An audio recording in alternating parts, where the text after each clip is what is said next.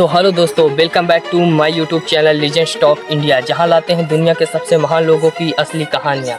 तो दोस्तों, आज सुनाएंगे एक ऐसे ही लीजेंड की कहानी जिसका नाम सुन के हर भारतीयों के दिल में जोश भर जाता है।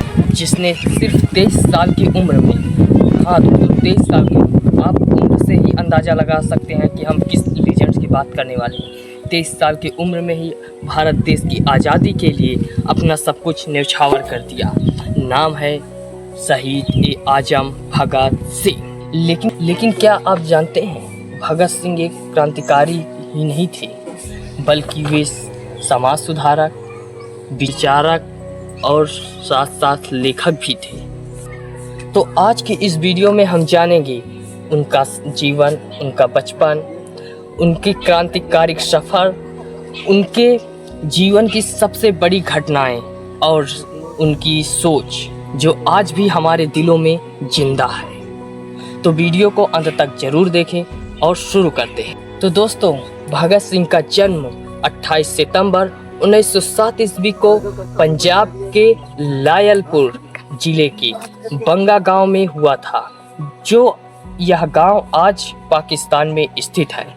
उनका परिवार देशभक्ति से भरा हुआ था। उनके पिता किशन सिंह और चाचा अजीत सिंह स्वतंत्रता सेनानी थे। कहते हैं भगत सिंह का जिस दिन जन्म हुआ उसी दिन के उनके पिता, उनके चाचा जी को जेल से रिहा किया गया। इसलिए उनका जन्म ही आज़ादी की खुशखबरी लेकर आया था। छोटे भगत सिंह बचपन से ही अलग थे। उनकी माँ का कहना था कि ये कुछ अलग ही करेगा। जब बच्चे खिलौने खेलते थे तो भगत सिंह अपने खेतों में जाकर जमीन में बंदूक उगाने की बात करते थे। एक बार उन्होंने अपने पिताजी से पूछा, हम अंग्रेजों को कब भगाएंगे? तो दोस्तों, बात होती है 1919 जलियांवाला बाग हत्याकांड, जो एक हत्याकांड ही नहीं बल्कि भगत सिंह के जीवन का सबसे टर्निंग पॉइंट था। दोस्तों, इस समय उनकी आयु सिर्फ 12 वर्ष थी और वो फिर इस घटना के बाद अमृतसर पहुंचे। वहां से उन्होंने खून से सनी मिट्टी को अपने साथ लिया। उस दिन उन्होंने ठान लिया कि उनका जीवन सिर्फ देश के लिए है। भगत सिंह पढ़ाई में बहुत तेज थे। उन्होंने लाहौर के नेशनल कॉलेज से अपनी पढ़ाई की। वो सिर्फ क्रांतिकारी ही नहीं थे बल्कि गहरे विचारक भी थे।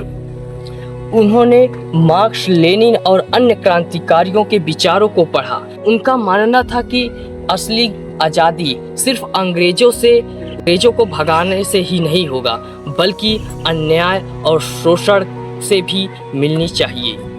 दोस्तों, अब बात आती है 1928 ईस्वी की, जब लाला लाजपत राय साइमन कमीशन के विरोध में प्रदर्शन को और तेज कर रहे थे। तभी अंग्रेजों ने उन पर लाठीचार्ज कर दिया। कुछ दिनों बाद उनकी मृत्यु हो जाती है। इस घटना ने भगत सिंह को अंदर से इतना झकझोर दिया। उन्होंने कहा, अब लाला लाजपत राय की मौत का बदला लिया जाएगा। भगत सिंह और उनके साथियों ने अंग्रेज अफसर स्कॉट को मारने की योजना बनाई, लेकिन यह लेकिन गलती से सैंडर्स मारा गया। यह घटना अंग्रेजों के लिए बड़ा झटका था। इसके बाद भगत सिंह फरार हो गए। उनकी पहचान बदल दी गई। अब बात आती है उस समय की 1929, जब भगत सिंह और उनके एक साथी बंटुकेश्वर दत्त ने दिल्ली की सेंट्रल असेंबली में बम फेंका। लेकिन ध्यान देने की बात यह है कि उन्होंने बम चुना जिससे किसी की मौत नहीं हो सकती। उन्होंने अपना खुद गिरफ्तारी दिया और एक नारा दिया, इनकलाब जिंदाबाद। उनका मकसद था बहरों को सुनाने के लिए धमाका जरूरी है। जेल में भगत सिंह ने कैदियों के अधिकारों के लिए लड़ाई लड़ी। उन्होंने भूख हड़ताल की। कई दिनों तक यह भूख हड़ताल चली। उनकी मांग थी कि भारतीय कैदियों को भी अंग्रेज कैदियों के जैसे सुविधाएं मिलनी चाहिए। दोस्तों, अब समय आता है 23 मार्च 1931, जो बहुत ही मार्मिक और दुखद घटना भी है। उस दिन भगत सिंह, राजगुरु और सुखदेव को फांसी दी गई। फांसी के समय भगत सिंह हंस रहे थे। उन्होंने कहा, जिंदगी अपने दम पर जी जाती है, दूसरों के कंधों पर तो जनाजे उठते हैं। उनका बलिदान पूरे देश को जगा दिया। तो दोस्तों, भगत सिंह सिर्फ एक नाम ही नहीं, एक विचार है, एक ऐसी सोच जो हमें आज भी प्रेरित करते हैं। आज भी जब हम अन्याय के खिलाफ आवाज़ उठाते हैं तो कहीं ना कहीं भगत सिंह हमारे दिल में जिंदा होते हैं। तो दोस्तों, 23 वर्षीय लीजेंड्स भगत सिंह की कहानी आपको अच्छी लगी हो, इंस्पायरिंग हो तो वीडियो को लाइक करें, चैनल को सब्सक्राइब करें और कमेंट में दोस्तों इनकलाब जिंदाबाद जरूर लिखें।